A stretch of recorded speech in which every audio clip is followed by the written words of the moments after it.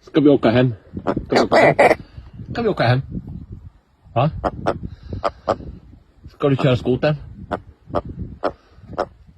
Vill du köra skoter?